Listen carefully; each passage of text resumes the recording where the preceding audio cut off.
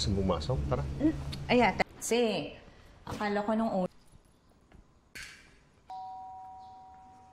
Just about to get a shower.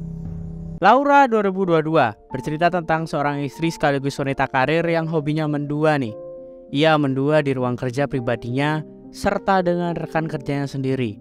Dan yang lebih gregetnya, pada saat suaminya sedang ada di rumah itu, ia melakukan hal tersebut. Ia mengundang selingkuhannya untuk makan malam bersama. Agar mereka bebas, mereka pun mengutus seorang gadis cantik untuk mengalihkan perhatian suaminya.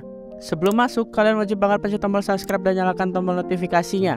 Gue Mike, langsung aja, let's go.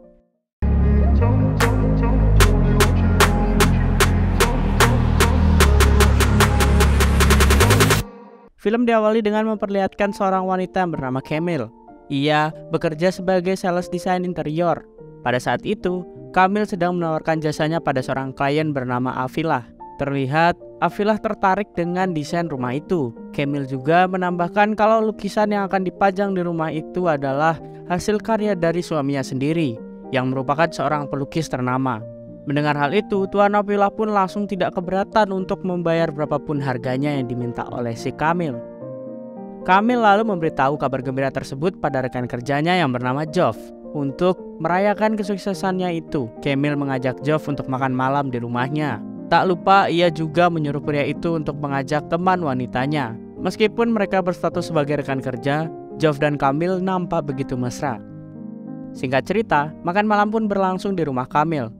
Terlihat di sana ada dua pasangan, yaitu si Geoff dan teman wanitanya yang bernama Emma, dan Camille bersama suaminya yang bernama Rene. Rene digambarkan sebagai orang yang pendiam dan susah berbaur. Camille yang narsis pun tak henti-henti memuji dirinya. Sayangnya si Rene sang suami nampak cuek mendengar celotehan si Camille itu. Setelah berbincang-bincang sejenak, Camille lalu mengajak Geoff ke ruang kerjanya untuk merevisi pekerjaannya. Mereka dengan suasana canggung pun terlihat jelas Rene dan Emma yang ditinggal berduaan. Sementara itu, tanpa sepengetahuan Rene, di ruang kerja si Camille dan Geoff malah berasik beradu mesra. Ternyata selama ini sepasang rekan kerja itu telah melakukan perselingkuhan di belakang Rene. Di ruang tamu, Emma mengaku pada si Rene kalau dirinya baru saja mengenal Geoff dari aplikasi kencan. Tak seberapa lama, gadis berpakaian minim itu pun meminta izin untuk berkeliling rumah sambil melihat-lihat hasil karya dari si Rene. Namun ketika Emma berada di lantai atas, ia mendengar suara yang mencurigakan.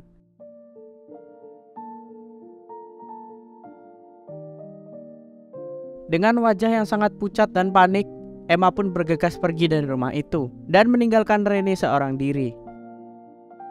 Keesokan harinya di kantor, Geoff mengabarkan pada Camille jika Emma tahu apa yang mereka lakukan di ruang kerja kemarin malam. Camille menyuruh Geoff untuk mencari teman wanita yang lain supaya Emma tidak membocorkan rahasia mereka. Geoff pun menyarankan agar mereka bermesraan di kantor atau hotel saja. Namun Camille menolak saran tersebut dengan alasan itu kurang menantang. Tak mau menyerah, Geoff lalu memberi saran mengapa Camille tak meninggalkan suaminya saja lalu menikah dengan si Geoff. Camille dengan tersenyum sinis mengatakan bahwa ia tidak memiliki nilai jual seperti Rene yang mampu meningkatkan biaya desain interiornya. Ia cukup memasang lukisan si Rene untuk meningkatkan desainnya. Dengan kesal semua sarannya ditolak, Geoff pun langsung pergi begitu saja dengan alasan ia ingin mencari pacar sewaan untuk dibawa ke acara makan malam berikutnya. Singkat cerita, saat Geoff sedang mencari teman wanita di aplikasi, tiba-tiba saja Camille menelpon. Ia meminta maaf, namun si Geoff tidak memperdulikannya. Namun setelah menemukan wanita yang cocok, Geoff pun mengirim pesan jika ia sudah memaafkan si Camille dan akan datang saat makan malam besok.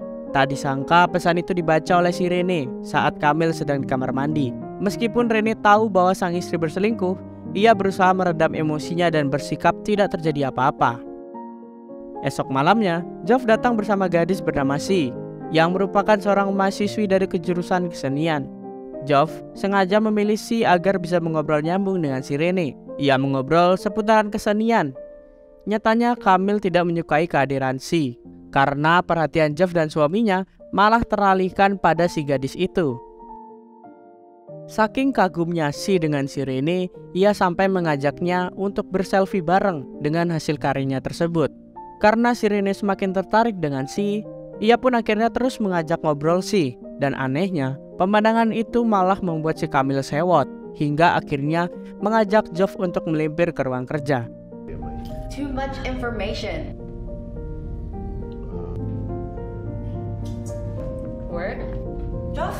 Di saat pasangannya berselingkuh, Rene terlihat sudah bisa untuk tertawa lepas dan menikmati percakapan dengan Si.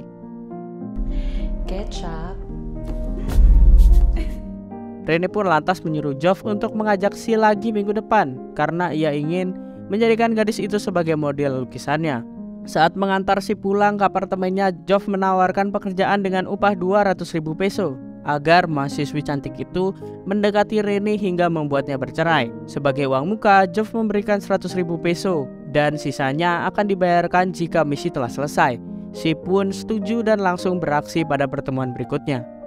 Sambil berpose di hadapan Rene yang akan melukisnya, Si pun bercerita tentang kisah hidup gadis tersebut. Ia mengaku jika orang tuanya sudah tiada, dan untuk membayar uang kuliahnya ia bekerja sampingan sebagai ayam kampus.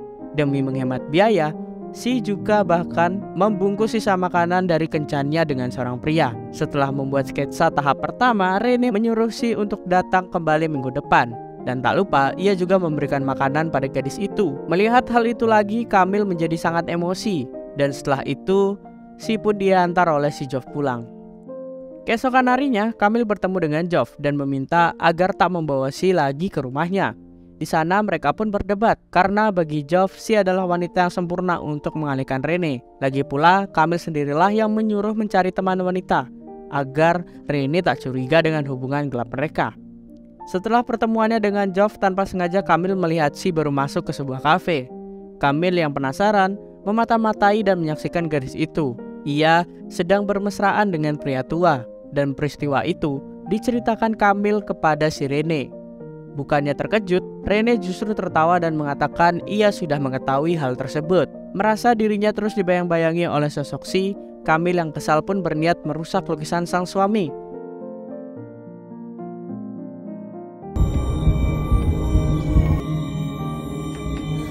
Namun niatan itu akhirnya diurungkan dan menyuruh Joff menjauhkan Si dari rumahnya. Joff pun langsung berusaha menenangkan dengan berkata kalau tugas Si sebagai model lukisan Rene sebentar lagi telah usai. Singkat cerita, Si pun datang membawakan makanan kesukaan pria itu. Seusai makan bersama Rene, ia pun melanjutkan kegiatan melukisnya sambil bertanya apa impian terbesar Si. Untuk saat ini, Si menjawab ia ingin sekali untuk berkeliling dunia. Rene pun terkejut karena impiannya hampir sama dengan Si. Ia ingin pergi ke semua museum terkenal di seluruh dunia. Namun tak ada yang bisa ia ajak karena Kamil tentu tidak menyukainya. Merasa dirinya dan Rene ada kecocokan, Si pun terbawa suasana.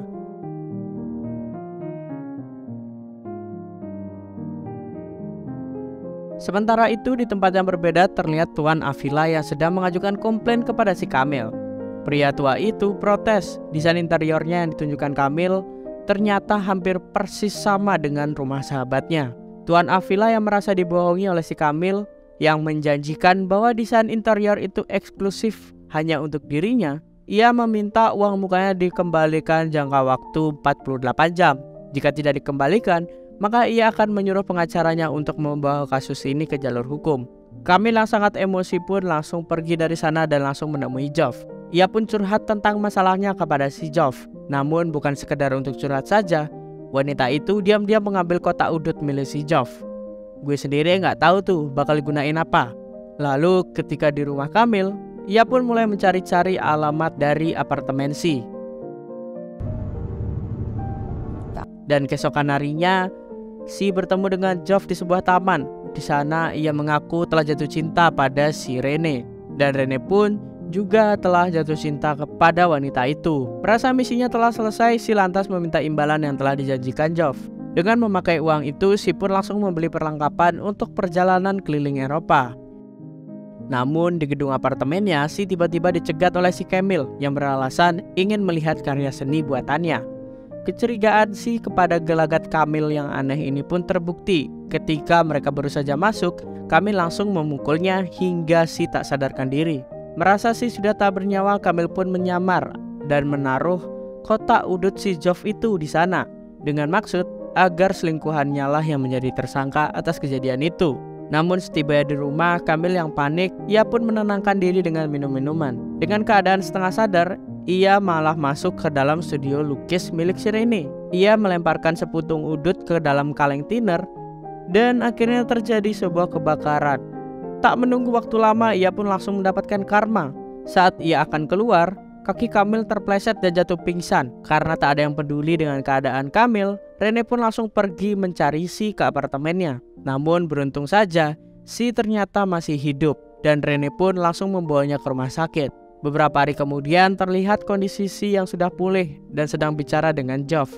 Gadis cantik itu berniat ingin pamitan karena ia dan Rene akan pergi ke Eropa. Di sana Si juga mengucapkan terima kasih karena Geoff telah menemukan cinta sejatinya yaitu Rene. Dan kemudian dengan wajah sedih Si pun berkata turut prihatin atas musibah yang dialami oleh si Kamil. Dan wanita itu kini dalam keadaan kondisi sekarat di rumah sakit. Dan kasus kebakaran itu telah ditutup oleh pihak kepolisian karena dianggap murni kecelakaan. Dan film ini pun tamat. Wanita memanglah makhluk yang spesial. Ia bisa membuat laki-laki yang benar, gagah, dan pemberani menjadi takluk kepadanya. Hingga pada akhirnya ialah memiliki tanggung jawab yang sangat besar dalam sebuah hubungan. Karena wanita mampu menjadi remote seorang lelaki. Sekian dulu cerita hari ini. Gue Mike pamit undur diri. Bye-bye.